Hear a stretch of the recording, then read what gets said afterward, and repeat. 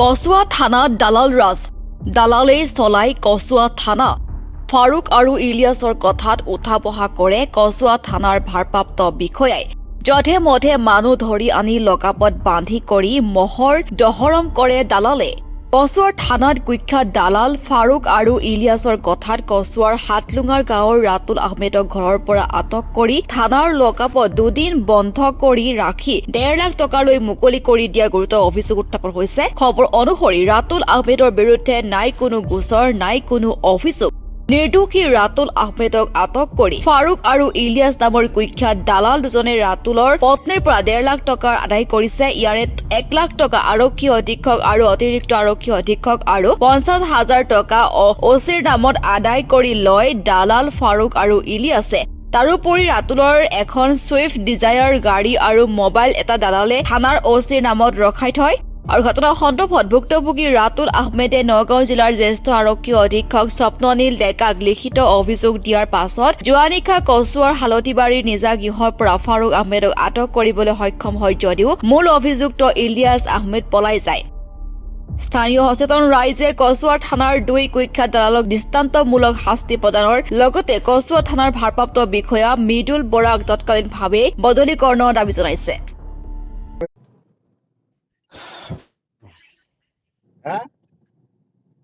রাখলাম তোমার এদিন কইছি না যে আমার একটা পুলিশের নম্বর পাই আমার 1,10,10,000 রেখে দিছে। ইলিয়াস এটা সমানে যে তোমরা এটা টিয়াটু রাখতাছে আর এটা মূল্য কবার উঠাইছি এটা মূল্য কত রাখছে আমরা ইকরামুলটা উঠাইছি তোমার একবার কত রাখছে হেরেন্তে রাখছে তোমার 55,000 আমার এনতে 55,000 পরে সেদিন আমার এনে রাখছে আরো তোমার 1,10,000 55,000 আর ইজাজুল রে উড়াইছে হ্যাঁ ইজাজুল উড়াইছে না আরো ওই যে সাইফুল ভাইগর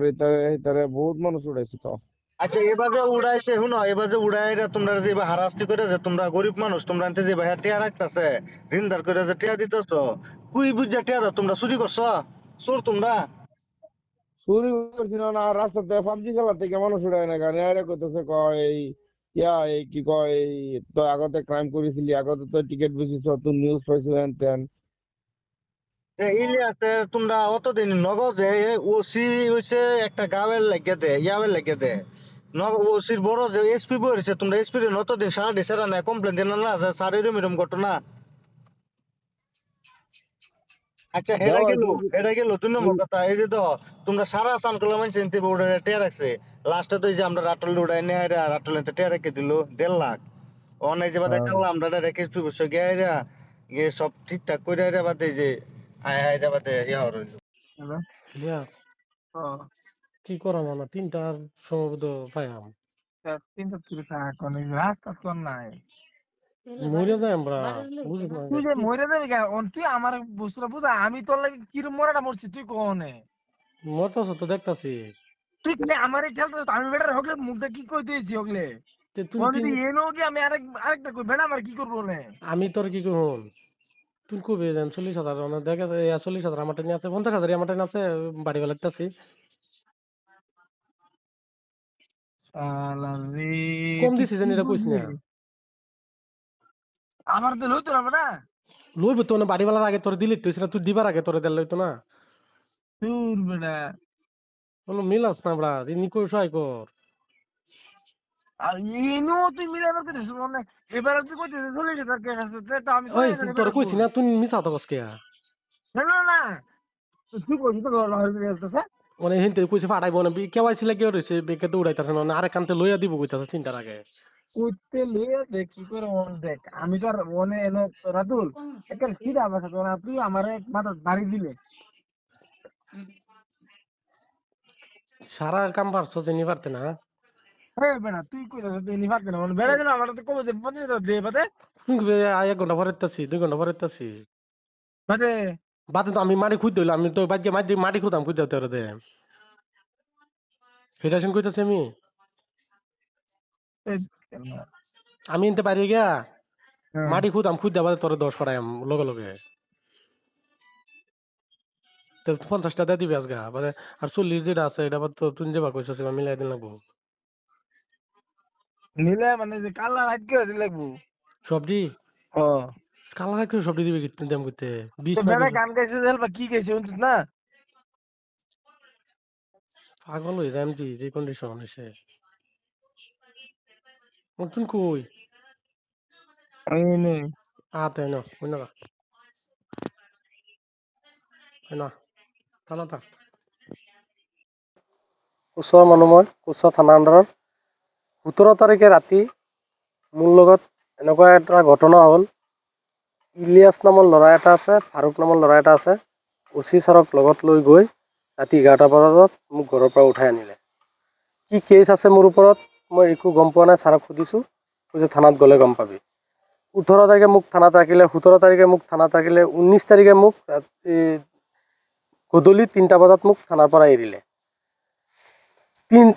মইতো থানাত লকাপতি আছোঁ মোৰ মিছেছৰ পৰা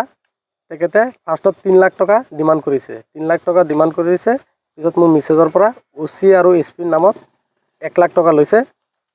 মোৰ মিছেছে সোণৰ বস্তু বন্ধকত ৰাখি মানুহৰ পৰা ইণ্টাৰেষ্টত পইচা লৈ ধাৰ লৈ পিছত 1 লাখ টকা এছপি ছাৰৰ আৰু ক্ৰাইম ছাৰৰ নামত ইলিয়াছে 1 লাখ টকা ল'লে ওচি ছাৰৰ নামত ইলিয়াছে 50,000 টকা লৈছে এইটো থানাৰ ভিতৰত লৈছে লোৱাৰ পিছত মই ওলালোঁ 3টা বজাত এতিয়া মোৰ গাড়ী আৰু মোবাইল কেইটা ৰাখি থৈছে ৰাখি ইলিয়াছৰ হাতত ৰাখিছে যেন হেৰি আৰু 50,000 টকা দিয়াৰ পিছত মোৰ মোবাইল আৰু গাড়ীখন দিব টোটেল 2 লাখ টকা ইলিয়াছে বোলে এছপি ছাৰক 1 লাখ দিম আৰু থানাত 50,000 তাৰ লাগে 50,000 ফাৰুকৰ আৰু ইলিয়াছৰ 50,000 টোটেল 2 লাখ টকা মোৰ পৰা লৈছে ফাৰুক আৰু ইলিয়াছটো কচুৱা অঞ্চলৰ মানে দালাল ওচি ছাৰৰ মেইন প্ৰিয় মানুহ ফাৰুক আৰু ইলিয়াছ ফাৰুক ইলিয়াছে লৈছে কিহৰ বাবদ লৈছে এছপি ছাৰৰ নামত লৈছে 1 লাখ টকা যেন এছপি ছাৰে বস্তুটো গম পাই গ'ল আৰু ক্ৰাইম ছাৰে গম পাই গ'ল কি বস্তুটো গম পাইছে মানে মোক যেন ধৰিছে সেইটো কাৰণে চবেই গম পাই গ'ল পইচাটো বেছি লাগিব আমি একো গম পোৱা নাই আজিলৈকে আমি একো গম পোৱা নাই কি কেছত ধৰিছে নাই কিন্তু এজাৰ একো নাই কিন্তু এজাৰকাৰীও নাই আমি এজাৰকাৰী বিচাৰিছিলোঁ কিন্তু এজাৰকাৰীও পোৱা নাই কি ক'ব খুজিছে এইটোৱেতো আমি এছপি ছাৰৰ তাত পিছত আমি এছপি ছাৰৰ তাত আহিছোঁ আহি পেলাই গোটেইখিনি কাহিনী ক'লোঁ যেন ছাৰ এনেকুৱা কথা আমাৰ লগত এইখিনি ঘটনা কৰিছে কচুৱা ওচি ছাৰে আৰু কচুৱা অঞ্চলত কমচে কম 1-150 ল'ৰাক এই ওচি ছাৰে কিবা না কিবা এটা হ'লে উঠাই পেলাই আনি পেলাই 1 লাখ 1.5 লাখ টকা ডিমাণ্ড কৰি বহুত মানুহৰ পৰা পইচা লৈছে 1-150 ল'ৰা কোন ওচি নাম কি নামটোতো ছাৰ মই গম নাপাওঁ ওচি ছাৰৰ মানে মেইন ওচি মানে আমি কচুৱা অঞ্চলৰ মানুহ এজনে ইলিয়াছ বুলি ওচি ছাৰ আছে বুলি আমি কচুৱা অঞ্চলত গম নাপাওঁ ওচি ছাৰৰ ওচৰত গ'লে কৈ ইলিয়াছৰ লগত কথা পতা ইলিয়াছ আৰু ফাৰুক এতিয়া আমি কচুৱা অঞ্চলৰ মানুহে মানে ইমান ভুক্তভোগী হৈছে ইলিয়াছ আৰু ফাৰুক আৰু ওচিৰ কাৰণে মানে কচুৱা থানাটো মানে দালালে মানে ভৰ্তি হৈ গ'ল সেইটো কাৰণে আমি এছপি ছাৰক কওঁ আমাৰ কচুৱাত ভাল এটা ওচি দিব লাগে মানে দালালৰ পাল্লাত যেন নপৰে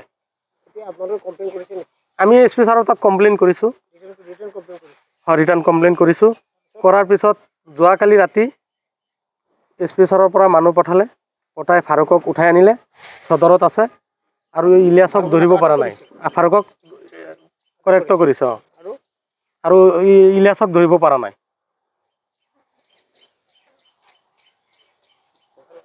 যোৱা কিছুদিন ধৰি আমাৰ কচুৱা অঞ্চলত যি ঘটনা চলি আছে আমাৰ কচুৱা থানাত যিবিলাক মানে দুৰ্নীতি চলি আছে কচুৱা থানাত এনেকুৱা কোনো দিন নাই যে 2-3টাকৈ ল'ৰা নুঠায় ল'ৰাবিলাক উঠাই আনি কোনো ফৰৱাৰ্ড নাই তাৰ পৰা 50,000 1 লাখ টকাকৈ ল'ব লৈ ল'ৰাবিলাক এৰি দিয়ে কিহৰ কাৰণে নে কি কথা এইবিলাক কোনো FIR নাই কোনো মানে হেৰি নাই কোনো ধৰণৰ একো নাই ইলিয়াছ ওচি ছাৰৰ লগত এনেকুৱা মানে সম্পৰ্ক তুলিছে মানে যি ইলিয়াছে কয় মানে সেইটোৱে মানে ইলিয়াছেই মানে থানাৰ ওচি আৰু এনেকুৱা মানে লুটি আছে কচুৱাৰ মানে দৰ্শকক মানে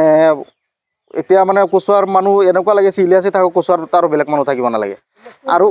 ইলিয়াছ এইটো ছাৰ ঘৰ কচুৱাতেই একো নকৰে আৰু তাৰ এনেকুৱা ৰিপৰ্ট আছে থানাৰ যদি CCTV চেক কৰে থানাৰ ভিতৰত বহি ভাং খাইছে তেনেকুৱা হেৰি পাব ৰেকৰ্ড পাব যদি থানাৰ ভিতৰৰ CCTV চেক কৰে এনেকুৱা দুৰ্দান্ত ল'ৰা আৰু এটা আছে ফাৰুক বুলি কিন্তু মেইন ইলিয়াছটো আৰু যোৱা কেইদিনমান আগত মানুহ ধৰি ধৰি নি পেলাই এজনৰ পৰা একোতো নাপায়েই খুদে আৰু তোৰ লগত কোন আছে ই আছে নাম এটা লৈ এনে জোৰ জবস্তি নাম লয় তথাপি থানাতো নলয় ই ৰাতি 12টা 1টা বজাত লকাৰৰ পৰা ওলাই নি কচুৱা বজাৰত ফিল্ডত নি নহ'লে ক'ৰবাত নি জোৰ জবস্তি ৰেকৰ্ডিং কৰে তোৰ নাম লয় এইকেইটা ল'ৰাৰ নাম লয় বাছ যিকেইটা ল'ৰাৰ নাম লয় লৈ উঠাই কমচে কম এইটো মাহত কম হ'লেও